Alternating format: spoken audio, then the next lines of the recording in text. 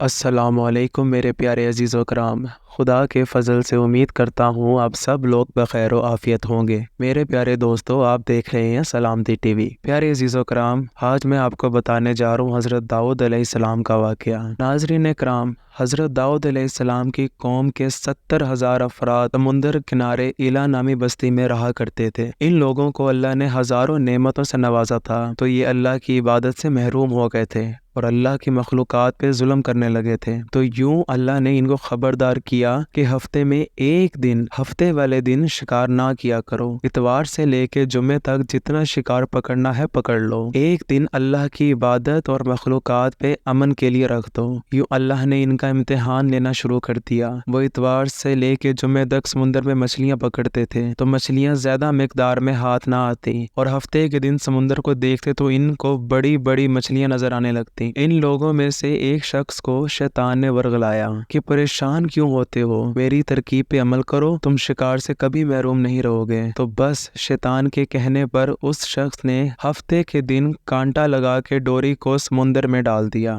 تاکہ مچھلی پھنسے، اور شیطان نے کہا اس مچھلی کو تمہیں اتوار کے دن نکالنا ہے، اور یوں ہفتے کی حرمت بھی باقی رہے گی اور تمہارا شکار بھی ہو جائے گا۔ بس پھر ان لوگوں نے شیطان کی بتائی ہوئی ترکیب پہ ہفتے والے دن مچھلی پھنسا لی اور وہ اتوار کے دن نکالی اور خوشی سے کھاتے رہے۔ جب آس پاس کے لوگوں نے پوچھا تو ان کو بھی یہ ترکیب بتانے لگے، اور یوں اس قوم کے کچھ لوگ ہفتے کے دن مچھلی پکڑنے کے لیے جال پھینکتے اور اتوار کے دن نکالتے، اور کچھ نے تو اس سمندر میں سے نالیاں بنا لی، چھوٹے چھوٹے تالاب بنا دیے، گڑھے بنا دیے تاکہ ہفتے کے دن جیسے ہی مچھلیاں یہاں سے گزرے تو ان تالاب میں پھنس جائیں اور ہم اتوار کو ان مچھلیوں کو نکال کے پکا کے کھائیں۔ اس گاؤں میں کچھ اللہ کے خاص بندے بھی موجود تھے جو کہنے لگے، اے لوگو، اللہ نے ہفتے کے دن شکار کرنے سے منع کیا ہے۔ یہ جو تم جال پھینکتے ہو یا چھوٹے چھوٹے تالاب بناتے ہوئے اپنی ترکیب آزماتے ہو، ان میں ہفتے کے دن اگر مچھلی پھنس بھی جائے تو یہ شکار ہفتے کے دن کا ہی ہوگا۔ اللہ کے عذاب سے ڈرو،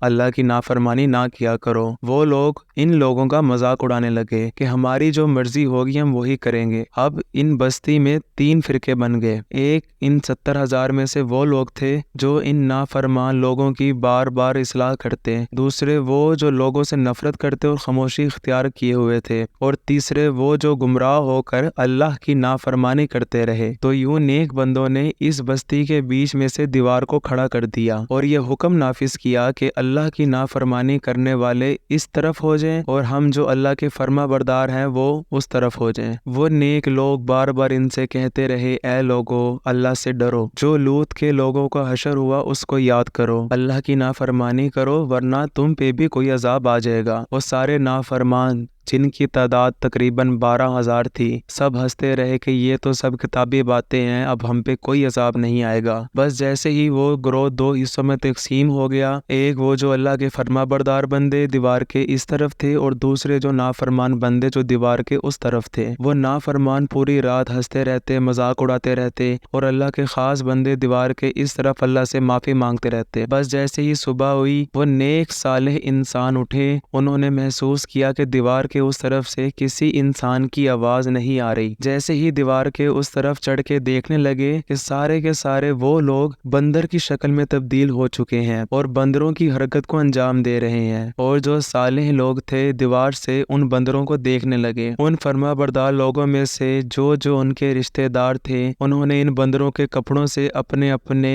رشتہ داروں کو پہچانا اور چیخ کے رونے لگے، اللہ سے معافی مانگنے لگے۔ لیکن اللہ کا عذاب جب آتا ہے تو وہ ہو کے ہی رہتا ہے۔ وہ 12,000 لوگ جو بندر بن چکے تھے کچھ بھی کھا نہیں سک رہے تھے، اور یوں 3 دن بعد وہ اس عذاب میں رہ کر جہنم میں داخل ہو گئے۔ بے شک اللہ ان بندوں کو پسند نہیں کرتا جو اللہ کی نافرمانی کرتے ہیں۔ اے اللہ، ہم سب کو اپنا فرما بردار بندہ بنا، ہم کو ویسا بنا جیسا تو ہمیں دیکھنا چاہتا ہے، آمین۔ ایسی مزید دینی اور معلوماتی ویڈیوز کے لیے میں آپ کی خدمت میں حاضر رہوں گا۔ اجازت دیجیے، خدا حافظ و ناصر۔